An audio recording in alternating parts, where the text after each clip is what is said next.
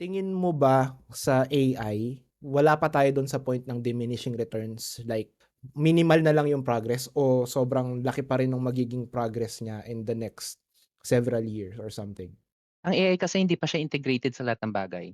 At the same time, yung AI din kasi is yun nga, yung na-mention ko kanina, given na wala pang policies around it, at the same time limitado pa lang sa mga gadgets yung AI, tapos sabihin na natin may mga robots na, pero kasi yung mga robots na yan halimbawa yung ginagawa ni Elon Musk, yung ano, yung mga robots niya ngayon na AI din, kahit sabihin na natin nasa market siya, hindi pa rin siya to the point na kasing afford ng tao yung robot na yun kagaya ng cellphone. Hmm, So, for me malayo pa.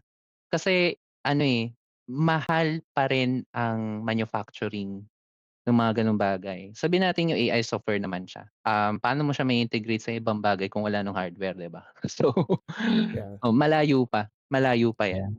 Even na may inflation pa, economic crisis pa ng ibang bansa, at the same time yung acceptability pa ng tao, tapos yung, mga war na nangyayari pa. Ano pa lang 'to, simula pa lang.